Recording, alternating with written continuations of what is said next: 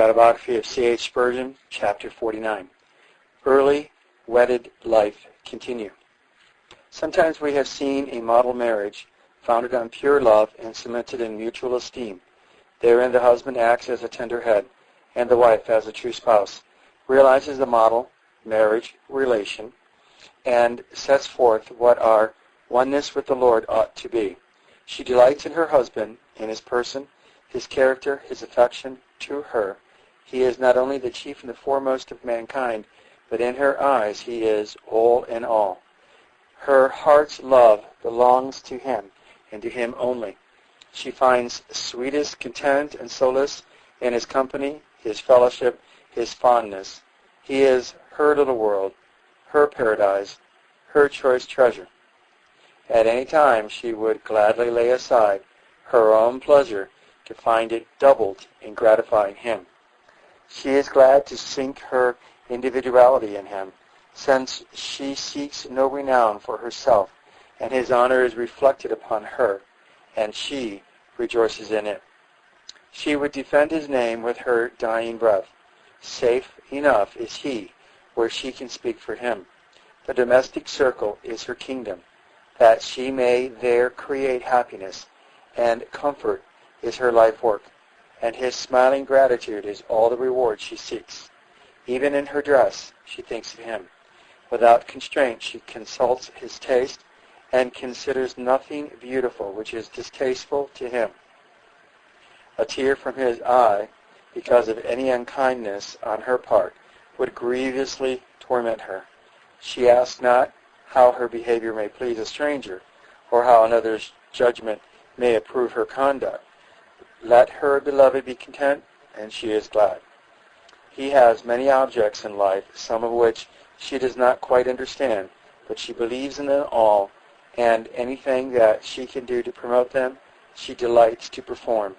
He lavishes love on her, and in return, she lavishes love on him. Their object in life is common. There are points where their affections so intimately unite that none could tell which is first and which is second. To watch their children growing up in health and strength, to see them holding post of usefulness and honor is their mutual concern. In this and other matters they are fully one. Their wishes blend, their hearts are indivisible. By degrees they come to think very much the same thoughts. Intimate association creates conformity. I have known this to become so complete that, at the same moment, the same utterance has leaped to both their lips.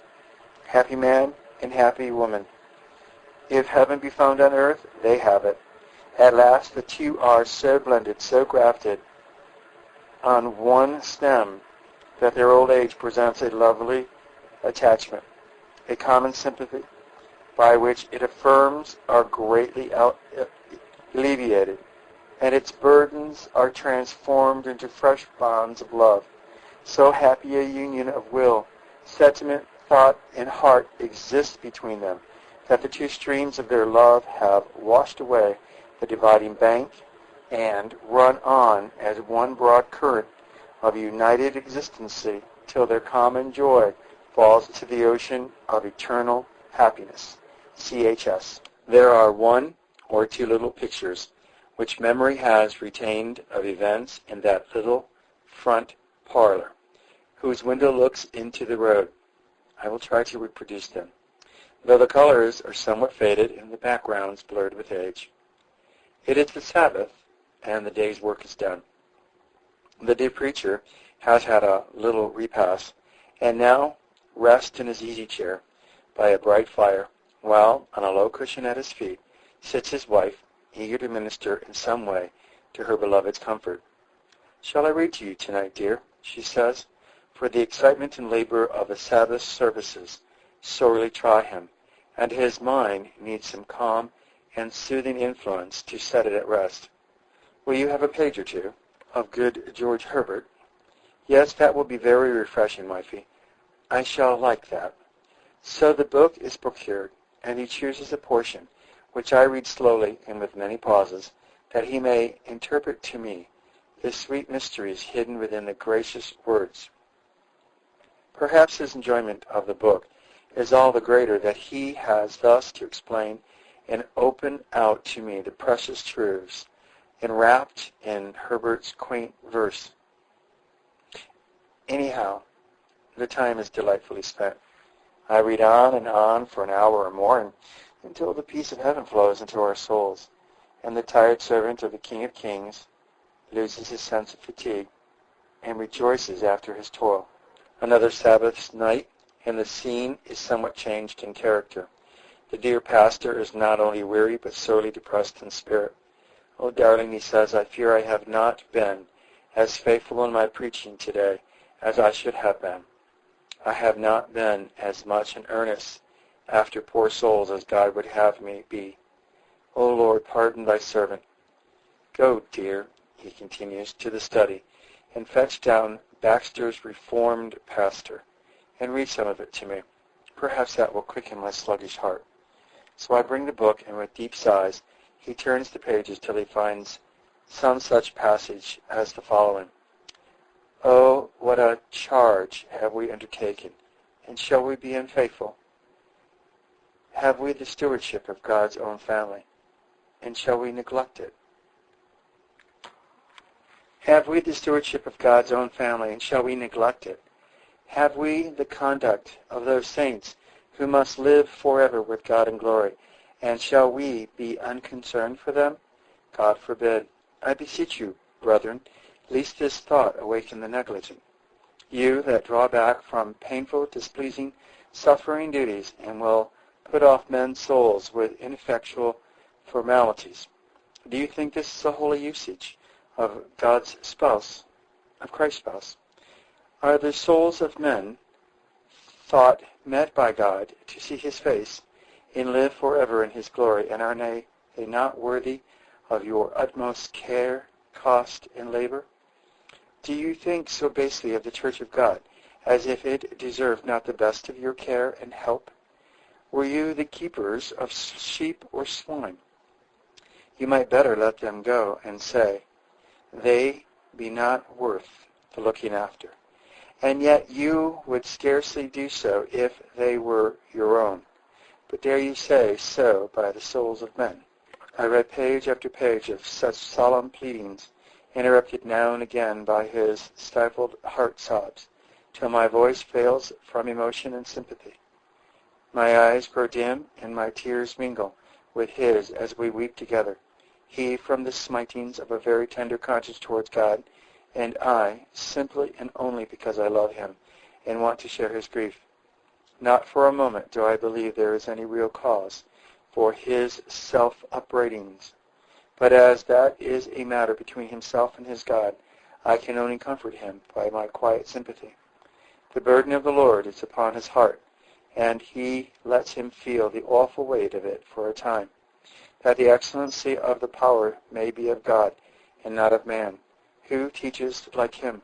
In the same small room occurred also a touching little scene, which I have described in 10 years after, but which cannot be left out of this history, for it has a right to a place here, revealing as it does the tenderness of my beloved's heart, while he still consistently put first things first. He was constantly away from home, fulfilling preaching engagements of long or short duration, and these frequent absences were a trial to me, though I kept faithfully to my purpose of never hindering him in his work. But I remember how, while waiting for his return, late at night, from some distant place, I would tire of the cramped space of the tiny parlor and pace up and down the narrow passage, dignified by the name of a hall, watching and listening for his dear footsteps I knew so well, and praying, oh, how fervently, that the Lord would care for his precious life and avert all danger from him as he traveled back by road or rail. I can even now recall the thrill of joy and thankfulness with which I opened the door and welcomed him home. One morning after breakfast, when he was preparing to go out on one of his long journeys, the room looked so bright and cozy that a sudden depression seized me at the thought of its emptiness when he was gone, and the many anxious hours that must pass before I should see him again. Some tears would trickle down my cheeks in spite of my efforts to restrain them. Seeing me look so sad, he said very gently, "Wifey, do you think that when any of the children of Israel brought a lamb to the Lord's altar as an offering to him, they stood and wept over it when they had seen it laid there?" "Why, no," I replied, startled by his strange question. "Certainly not. The Lord would not have been pleased with an offering reluctantly given." "Well," said he, tenderly, "don't you see? You are giving me to God in letting me go to preach the gospel to poor sinners. And do you think he likes to see you cry over your sacrifice? Could ever a rebuke have been more sweetly and graciously given? It sank down into my heart, carrying comfort with it. And thenceforward, when I parted with him, the tears were scarcely ever allowed to show themselves, or if a stray one or two dared to run over the boundaries, he would say, "What? Crying over a lamb, wifey?"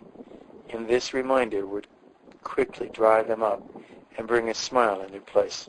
Ah, sweetheart, was there ever one like thee? These were the days of early married life, it is true, when love was young and tender, tranquil, and forbearance an easy task. But the wife of thy youth can testify that with thee these lovely things of good report strengtheneth rather than diminish as time went on, and that during all the 40 years she knew and loved thee, thou wert the most tender, gracious, and indulgent of husbands, ruling with perfect love and gentleness, maintaining the divinely ordered position of the head of the wife, even as Christ is the head of the church, yet permitting her heart and hand to influence and share in every good work and word. And now that I am parted from thee, not for a few days only, as in that long ago time, but until the day break and the shadows flee away, I think I hear again thy loving voice saying, "Don't cry over the lamb, wifey," as I try to give thee up ungrudgingly to God, not with tears. Ah, no, that is not possible. But with that full surrender of the heart which makes the sacrifice acceptable in his sight. An extraordinary incident occurred in this early part of our history.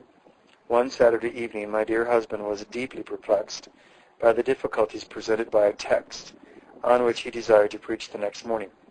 It was in Psalms 110, verse 3. "Thy people shall be willing in the day of thy power, and in the beauties of holiness from the womb of the morning. Thou hast the dew of thy youth." And with his usual painstaking preparation, he consulted all the commentaries he then possessed, seeking light from the Holy Spirit upon these words and his own thoughts, but it seemed in vain. I was as much distressed as he was, but I could not help him in such an emergency. At least I thought I could not, but the Lord had a great favor in store for me, and used me to deliver his servant out of his serious embarrassment. He sat up very late and was utterly worn out and dispirited, for all his efforts to get at the heart of the text were unavailing. I advised him to retire to rest and soothe him by suggesting that if he would try to sleep then, he would probably in the morning feel quite refreshed and able to study to better purpose. "If I go to sleep now, wifey, will you wake me very early so that I may have plenty of time to prepare?" With my loving assurance that I would watch the time for him and call him soon enough, he was satisfied. And like a trusting, tired child, he laid his head upon the pillow and slept soundly and sweetly at once. By and by, a wonderful thing happened. During the first dawning hours of the Sabbath, I heard him talking in his sleep, and roused myself to listen attentively. Soon I realized that he was going over the subject of the verse, which had been so obscure to him, and he was giving a clear and distinct exposition of its meaning with much force and freshness. I set myself with almost trembling joy to understand and follow all that he was saying, for I knew that, if I could but seize and remember the salient points of the discourse, he would have no difficulty in developing and enlarging upon them. No preacher has a more eager and anxious hearer. What if I should let the precious words slip?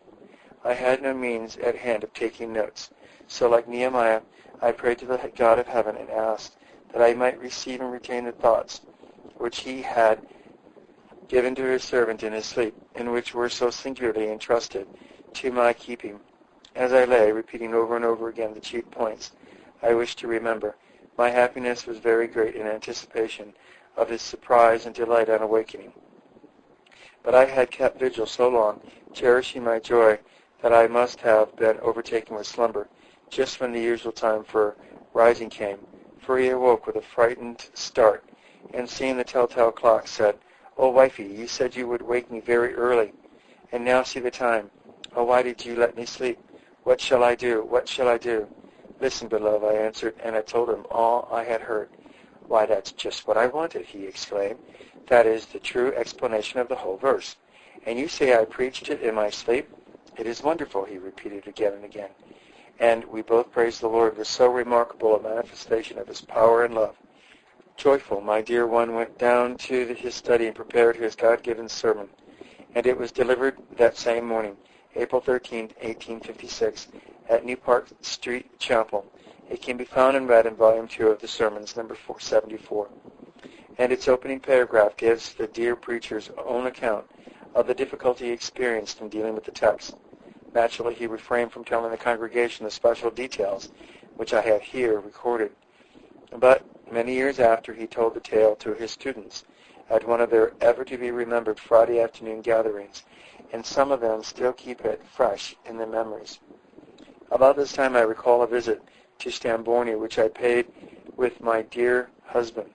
I saw and loved at first sight the dear old grandfather, so proud of the child who had grown into a great and gracious preacher. How kindly he received his grandson's wife. With that tender old-fashioned courtesy he cared for her. Everything about the place was then exactly as my beloved had described it in the first volume of his work. Nothing had been altered. The old manse was still standing, though not as upright as in its youth.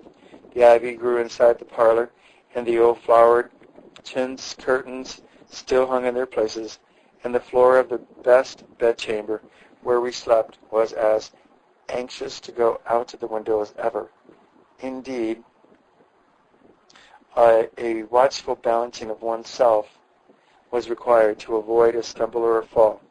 It was all very quaint, but very delightful, because of so many precious memories to him who had lived there. The occasion of our visit was the anniversary, either of the meeting house or the revered pastor's ministry, and the house was crowded with visitors, and unremitting hospitality seemed the order of the day. How delighted and interested the home folks and neighbors all were, and how much loving fuss was made over the young pastor and his wife. It was charming to see him in the midst of his own people. He was just the child again, the joy of the old man's heart when he preached, and the power of God burned in his words, and he fed the people to the full. The grandfather's bliss must have been a foretaste of the joys of heaven. For my part, I had a considerable joy of petting and kind attention, and but one black drop in my cup of pleasure. This I mean literally. I was enjoying a large cup of tea and thinking how good and refreshing it was on a hot day when, as the bottom of the cup was becoming visible, I saw to my horror a great spider. My special distinction, dead of course, his black body swollen to a huge size, and his long legs describing a wheel-like circle in the remaining fluid. And I had been drinking the boiled juice of this monster. Oh, the disgust of it! Alas, that we can remember the evil and let go the good.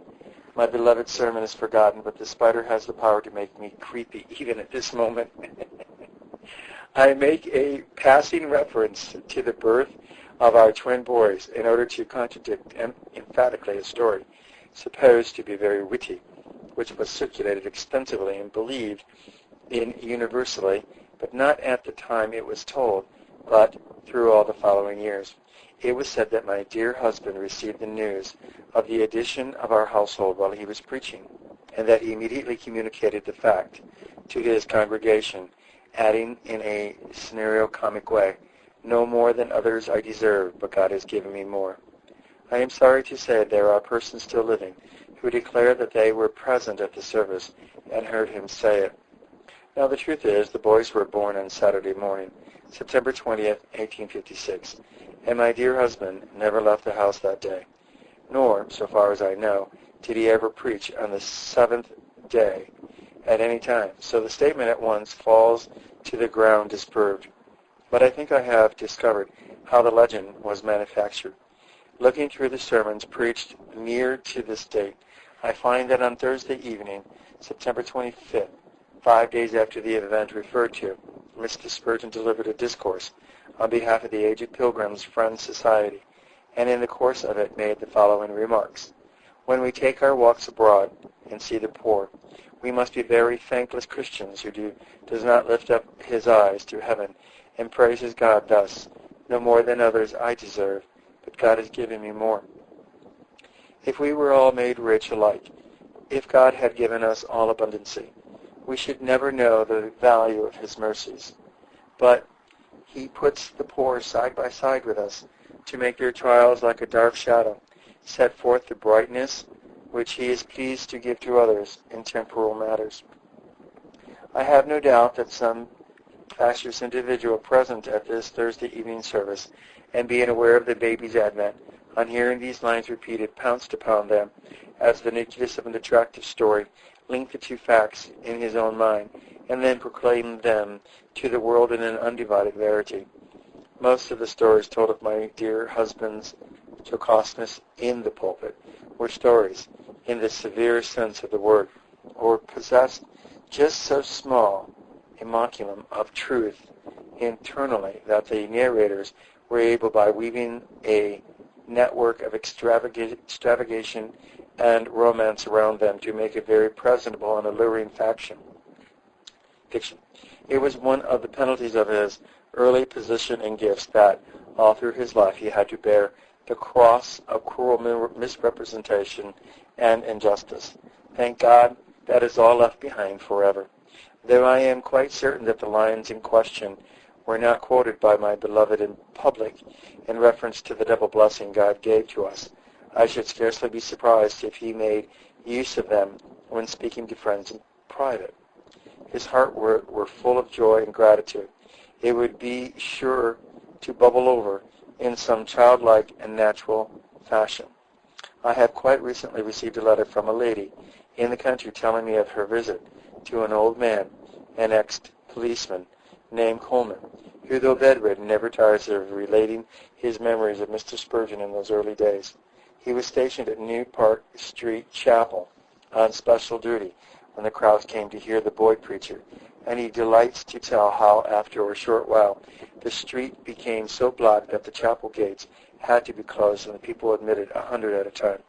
Ah, said he was a dear, good young man. He did not make himself anything. He would shake hands with anyone. He would give me such a grip and leave half a crown in my hand. He knew that we policemen had a rub to get along on our peg. I know there were many he helped with their rent. He did look pleased that Sunday morning when he said, "Coleman, what do you think? God has blessed me with 2 sons." I used to go in and sit just inside the door and get a feast for my soul from his discourses. I shall see him again soon, I hope. Of course, this little story lacks the piquancy and the sparkle of the former one, but it has the advantage of being true. There was one other notable time in the front parlor. It recurs to me at this moment as the first falling of that black shadow of sorrow which the Lord saw fit to cast over our young and happy lives. It was again a Sabbath evening. I lay on a couch under the window, thinking of my dear one, who had gone to preach his first sermon at the Surrey Music Hall, and praying that the Lord would bless his message to the assembled thousands. It was just a month since our children were born, and I was dreaming of all sorts of lovely possibilities and pleasures, when I heard a carriage stop at the gate. It was far too early for my husband to come home, and I wondered who my unexpected visitor could be. Presently one of the deacons was ushered into the room, and I saw at once from his manner that something unusual had happened. I besought him to tell me all quickly, and he did so kindly and with much sympathy. And he kneeled by the couch and prayed that we might have grace and strength to bear the terrible trial which had so suddenly come upon us. But how thankful I was when he went away. I wanted to be alone that I might cry to God in this hour of darkness and death. When my beloved was brought home, he looked erect of his former self. An hour's agony of mind had changed his whole appearance and bearing. The night that ensued was one of weeping and wailing and indescribable sorrow. He refused to be comforted. I thought the morning would never break, and when it did come, it brought no relief. The Lord had mercifully blotted out my mind most of the details of the time of grief which followed, when my beloved's anguish was so deep and violent that reason seemed to totter on her throne, and we sometimes feared he would never preach again. It was truly the valley of the shadow of death through which we then walked, and like poor Christians, we here sighed bitterly, for the pathway was so dark that oftentimes, when we lifted up our foot to set forward, we knew not where or upon what we should set it next. It was in the garden of a house belonging to one of the deacons, in the suburbs of Croydon. Whether my beloved had been taken in hope that the change and quiet would be beneficial, that the Lord was pleased to restore his mental equilibrium and unloose the bars which had kept his spirit in darkness. We had been walking together as usual, he restless and anguished, I sorrowful and amazed, wondering what the end of these things would be, when at the foot of the steps which gave access to the house he stopped suddenly and turned to me, with the old sweet light in his eyes. Ah, how grievous hath been its absence. He said, Dearest, how foolish I have been. Why, what does it matter what becomes of me, if the Lord shall be glorified? And he repeated with earnestness and intense emphasis, Philippians 2:9-11, Wherefore God also hath highly exalted him, and given him a name which is above every name, that at the name of Jesus every knee shall bow, of things in heaven and things in earth and things under the earth, and that every tongue shall confess that Jesus Christ is Lord, to the glory of God and Father. If Christ be exalted, he said, and his face glowed with human fever, let him do as he pleases with me. My one prayer shall be that I may die to self and live wholly for him and for his honor. Oh, I see it now all. Praise the Lord with me. In that moment his feathers were broken. The captive came forth from his dungeon and rejoiced in the light of the Lord. The Son of Righteousness arose once more upon him with healing in his wings, but he carried the scars of that conflict to his dying day, and never afterwards had he the physical vigor and strength which he possessed before passing through that fierce trial. Verily it was a thorny path by which the Lord led him. Human love would have protected him at any cost from an ordeal so terrible and suffering so acute. But God's love saw the end from the beginning, and he never makes a mistake. Though we may not at the time see his purpose in the afflictions which he sends us, it will be plainly revealed when the light of eternity falls upon the road along which we have journeyed. While staying at Mr. Windsor's hospitable home, where he so kindly received and sheltered us in the time of our trouble, it was decided that the baby should be there dedicated to the Lord and his service. So, when our dear patient seemed sufficiently recovered to take part in the observations, a good number of friends gathered together, and we had a happy meeting for prayer and praise. Full details I am unable to give. The only photograph which my memory retains is that of the two little creatures being carried round the large room after the dedicatory prayers were offered, to be admired and kissed and blessed. What choice mercies, what special favors their dear father asked for them then, I do not remember. But the Lord has never forgotten that prayer, and the many petitions which followed it. He not only heard, but he has been answering all through the years of their lives, and with the most abounding blessing, since he saw fit to make them fatherless. No ceremonial was observed, no drops of holy water fell on the children's brows, but in that room that evening, as truly as in the house by the further side of Jordan, in the days gone by, our infants were brought to Christ the Lord, that he would touch them. And it is not now a matter of faith so much as of sight, that he took them up in his arms, put his hands upon them, and blessed them.